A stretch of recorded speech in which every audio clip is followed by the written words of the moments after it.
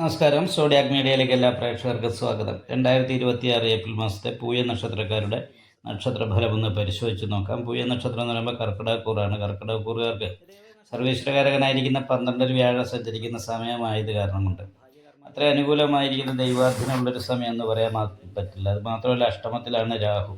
അഷ്ടമാധിപതിയായിരിക്കുന്ന ശനി ലഗ്നത്തിൻ്റെ 9ാം ഭാവത്തിൽ ഭാഗ്യസ്ഥാനത്താണ്.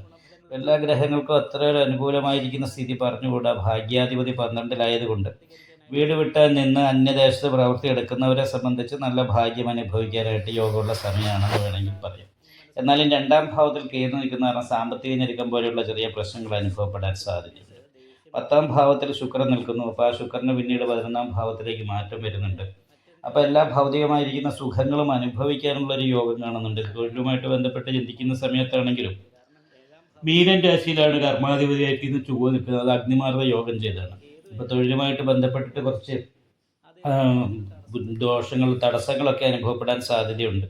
കാരണം ചൊവ്വയും ശനിയും ഭാഗ്യസ്ഥാനത്താണ്. അപ്പോൾ കർമാധിപതി ഭാഗ്യസ്ഥാനത്ത് നിന്ന ഭാഗ്യത്തിന് വർധനമാണ് ഉണ്ടാകേണ്ടതെങ്കിലും അഷ്ടമാധിപതിയുടെ യോഗം ഉള്ളത് കാരണം തൊഴിൽ നഷ്ടപ്പെടുക പോലെയുള്ള കാര്യങ്ങൾ, അല്ലെ തൊഴിൽ സ്ഥാനചലനം, ഇങ്ങനെയുള്ള കാര്യങ്ങൾക്ക് യോഗമാണ്.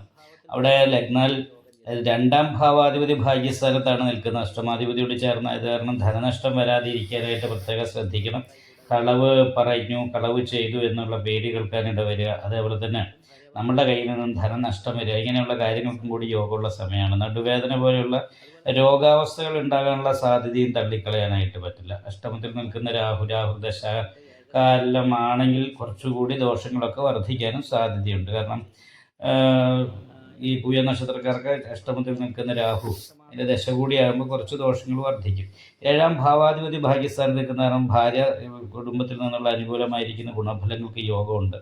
എങ്കിൽ പോലും മാനസികമായിട്ട് അകൽച്ചയുള്ളവരാണെങ്കിൽ കേസുമായിട്ട് മുന്നോട്ട് പോകാനുള്ള സാധ്യതയും ഡൈവേഴ്സ് പോലെയുള്ള അവസ്ഥയിലേക്ക് ചിന്തിക്കാനുള്ള സാധ്യതയൊക്കെ കൂടുതലായിട്ടുള്ള സമയമായത് കാരണം കൊണ്ട് ഈ മാസത്തിൽ എടുത്തിയാടി ഒരു തീരുമാനം എടുക്കാതെ ഇരിക്കാനായിട്ട് പ്രത്യേകം ശ്രദ്ധിക്കണം. കാരണം എടുക്കുന്ന തീരുമാനങ്ങൾ നല്ലതായിക്കൊള്ളണമെന്നില്ല. സമയദോഷം വരുമ്പോൾ അങ്ങനെയുള്ള അവസ്ഥ കാര്യങ്ങളുണ്ടാകും. അപ്പോൾ മാത്രമല്ല, തൊഴിൽ മേഖലയിൽ നിൽക്കുന്നത് ചൊവ്വയും ശനിയും സൂര്യനുമാണ്. അപ്പോൾ തൊഴിൽ മേഖലയിൽ, തൊഴിലുമായിട്ട് ബന്ധപ്പെട്ട മേഖലയിലുള്ള സംഘർഷാവസ്ഥ പോലെയുള്ള പ്രശ്നങ്ങൾ, പ്രതിസന്ധികൾ കൊണ്ട് മാനസികമായിട്ട് കണ്ടമാനം ടെൻഷൻ അനുഭവപ്പെടാനായിട്ട് സാധ്യതയുള്ളൊരു സമയമാണ്. നിയമപരമായ തടസ്സങ്ങൾ ഉണ്ടാകുന്നില്ല എന്ന് ഉറപ്പ് വരുത്തണം. എന്തെങ്കിലും പ്രശ്നങ്ങൾ ഉണ്ടെങ്കിലും കുറച്ച് സൂക്ഷിച്ച് മാറി നിൽക്കുക, എടുത്തിയാടി അതിന് വേണ്ടിയിട്ട് എതിരെ പ്രതികരിക്കാതിരിക്കാനായിട്ട് ശ്രദ്ധിക്കുക. കാരണം ചെറിയ പ്രശ്നങ്ങളായിരിക്കും വലിയ പ്രശ്നങ്ങളായിട്ട് മാറുന്നത്. ഇപ്പോൾ തൊഴിലില്ലാത്തവരെ സംബന്ധിച്ച് തൊഴിലിൻ്റെ കാര്യത്തിൽ അത്ര അനുകൂലാവസ്ഥ പറഞ്ഞുകൂടാ. വിദേശത്ത് പോയിട്ട് തൊഴിലുമായിട്ട് അന്വേഷിച്ച് വിദേശത്ത് പോകണമെന്ന് ആഗ്രഹിക്കുന്നവർക്ക് ഈ ചൊവ്വയും ശനി അഗ്നിമാർദ്ദയോഗം ചെയ്ത് നിൽക്കുന്നവർ ഈ സമയത്ത് യാത്ര അത്ര ഗുണപ്രദമാകാനായിട്ട് സാധ്യതയില്ലാത്തതുകൊണ്ട് വളരെ ശ്രദ്ധിച്ച് തന്നെ നീങ്ങണം. 12ാം വ്യാഴം എന്ന് പറയുമ്പോൾ കയ്യിലേക്ക് വരുന്ന ഭാഗ്യം കൂടി നഷ്ടപ്പെട്ടു പോകും. പിന്നെ വീട് വിട്ട് അന്യദേശം നിൽക്കുന്നവർക്ക് അനുകൂലാവസ്ഥ ഉണ്ടെങ്കിൽ പോലും സ്വന്തം നാട്ടിൽ നിൽക്കുന്നവർക്ക് അത്ര ഗുണം പറഞ്ഞുകൂടാ. നല്ല ഉദ്ദേശത്തോടുകൂടി സംസാരിച്ചാലും കേൾക്കുന്നവർക്ക് അപ്രിയമായിട്ട് തോന്നാനും സാധ്യതയുണ്ട്. നന്നായിട്ട് പ്രാർത്ഥിക്കുക. വീഡിയോ ഇഷ്ടപ്പെട്ടാൽ ലൈക്ക് ചെയ്യുക, നിങ്ങളുടെ അഭിപ്രായങ്ങൾ കമൻറ്റ് ചെയ്യാം.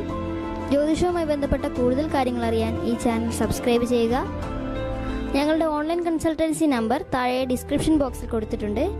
ആവശ്യമുള്ളവർക്ക് കോൺടാക്റ്റ് ചെയ്യാവുന്നതാണ്.